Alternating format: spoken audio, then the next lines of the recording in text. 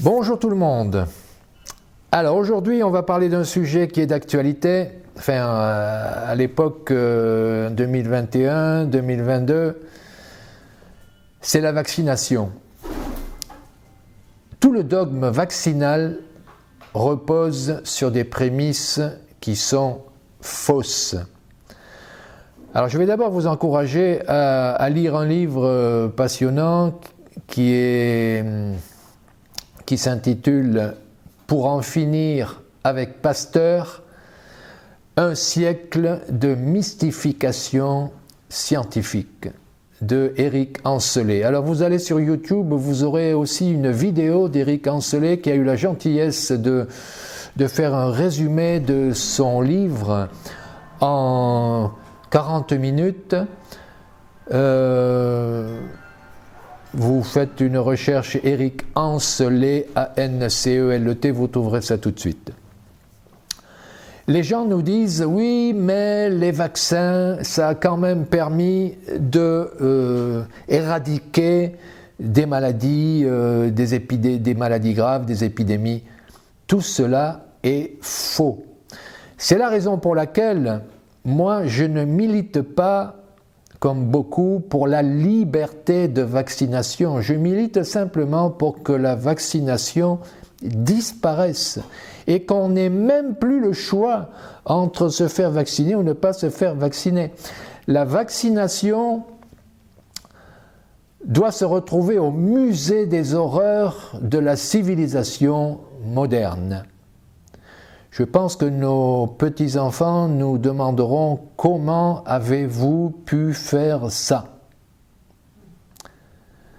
Le musée des horreurs de la civilisation moderne. Donc, la liberté, bien sûr, la liberté, c'est la base de se faire vacciner ou pas. Mais ce n'est pas pour cela que je milite. Je le répète, il faut sortir du mythe, de l'hypnose vaccinaliste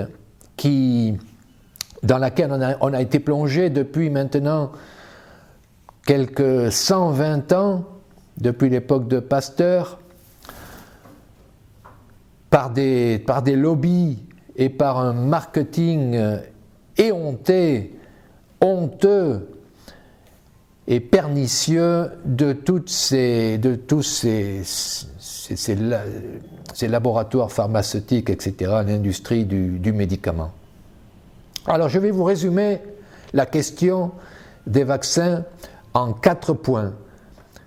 Ces points ne sont pas de moi, ils ont été publiés dans un livre de 1971, je crois, de Fernand Delarue, un livre extraordinaire qui s'appelle « L'intoxication vaccinale ».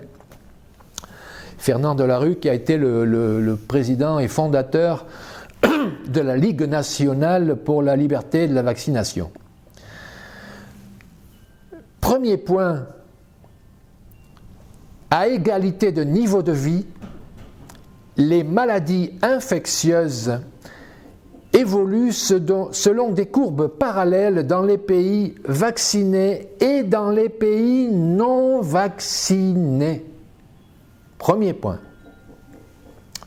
Deuxième point, en l'absence de vaccination, les épidémies régressent dans tous les pays où l'hygiène s'améliore, l'hygiène alimentaire, mais l'hygiène en général. Et ce, sans exception. Je répète, c'est très important. En l'absence de vaccination, les épidémies régressent dans tous les pays où l'hygiène s'améliore. Troisième point. Malgré la vaccination, les épidémies ne régressent pas dans les pays où les conditions générales de vie, d'hygiène s'y opposent. Alimentation déséquilibrée, hygiène déficiente, absence de traitement des eaux usées, ça c'est très important.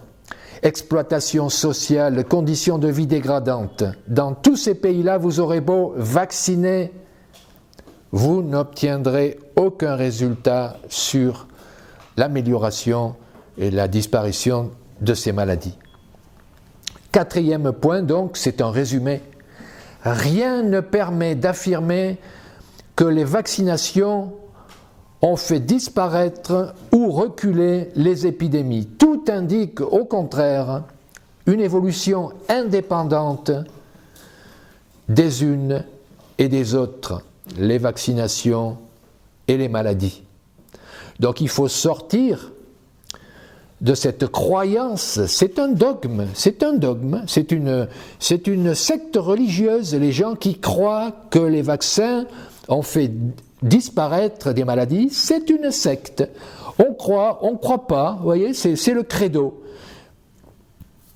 Je pense que bientôt, grâce à des gens comme Éric Ancelet, dont je vous parlais, grâce à Fernand Delarue qui nous a quittés quand même il y a longtemps, grâce à d'autres auteurs importants, je ne vais pas les citer tous, qui ont publié, qui ont écrit sur la vaccination, je pense que grâce à tout ce travail, l'humanité parviendra à comprendre que la seule immunité, c'est l'immunité naturelle. C'est l'immunité que les enfants acquièrent en léchant le sol. Vous voyez, on stérilise leur biberon et après le bébé il va lécher par terre, il va tout mettre à la bouche. Vous voyez, on vit dans un monde fou ou dans l'illusion d'une possible asepsie. Rien n'est stérile. Les microbes sont partout. Nous sommes constitués de microbes, de virus, de germes, de bactéries. C'est la vie. C'est la vie. Simplement, quand vous préservez naturellement votre immunité par une bonne hygiène de vie, chacun de ces micro-organismes aura sa juste place et restera à sa juste place. Vous savez, c'est pas parce qu'ils sont... T'es intéressé, toi?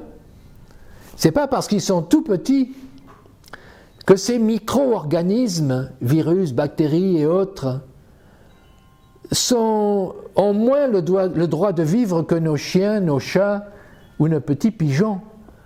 Ils ont tout à fait le droit d'exister. Donc, cette lutte contre les virus, les bactéries, est folle. Elle est vouée à l'échec parce que c'est une lutte contre la vie et qu'elle est impossible, elle est perdue d'avance. J'espère avoir été clair. Allez sur mon blog, j'ai publié un article sur le dogme vaccinal, sur l'imposture vaccinale, et il est important de faire passer ce message. Vous pourrez même télécharger une infographie sur mon blog où j'ai présenté ces 4 points dont je viens de vous parler. Avec la crise sanitaire, moi ce que j'appelle le Corona Circus, on a beaucoup parlé de vaccin oui, vaccin non. Vous savez, moi, j'ai tendance à mettre un petit peu les uns et les autres dans le même panier. Les pro-vaccins, les anti-vaccins. En fait, toute leur démarche, tout leur militantisme est basé en fait sur la peur. Les pro-vaccins ont peur de mourir, ils ont peur de la maladie, ils ont peur de la souffrance. C'est la peur le problème. Les anti-vaccins, ils ont peur des effets secondaires du vaccin. Ils ont peur de ce fantasme des puces qui soi-disant se trouvent dans les vaccins. Franchement. Je ne dis pas qu'il n'y a pas des gens qui ont voulu pucer l'humanité, certainement. Ça fait partie des projets scientifiques, fous. Bien. Mais de là à penser que tous les laboratoires qui fabriquent des vaccins se sont entendus en secret pour mettre des puces dans leurs vaccins, alors qu'ils se font la guerre, hein, ils luttent, ils se battent pour avoir le plus de parts de marché possible, la plus grosse part du gâteau. Il faut pas je ne suis pas, vous l'avez compris, je ne suis pas un complotiste, je ne suis pas non plus un naïf. Il y a beaucoup de choses qui se passent dans le monde et dont il faut être conscient, mais enfin, je rencontre beaucoup de gens qui se sont fait vacciner. Alors moi pas, c'est pas mon cas. Je rencontre beaucoup de gens qui se sont fait vacciner. Je vous dis franchement, je n'en ai pas encore rencontré qui soit tombé raide mort ou qui ait eu des conséquences, des effets secondaires graves suite à la vaccination. Alors, je ne dis pas qu'il n'y en a pas, mais c'est clair qu'il y en a et même trop, beaucoup.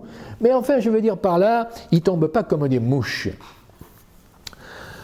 Alors moi, je ne me suis jamais fait vacciner de ma vie, j'ai eu beaucoup de chance parce que quand j'étais jeune, j'étais malade. Et donc, j'avais de l'asthme, j'avais des maladies qui étaient des contre-indications à la vaccination. Évidemment, Dieu merci, donc je n'ai jamais été vacciné de ma vie et c'est pas demain que je vais commencer. Croyez-moi, j'ai la chance d'avoir un corps à peu près, au moins à ce niveau-là, propre. Hein. Et donc, la vaccination n'est même pas une question pour moi. Ça ne me concerne pas. Pour moi, la vaccination, ça n'existe pas. Écoutez ce message, réfléchissez-y et sortez de l'illusion de la vaccination salvatrice. Vous ne vous en porterez que mieux. Merci pour votre attention.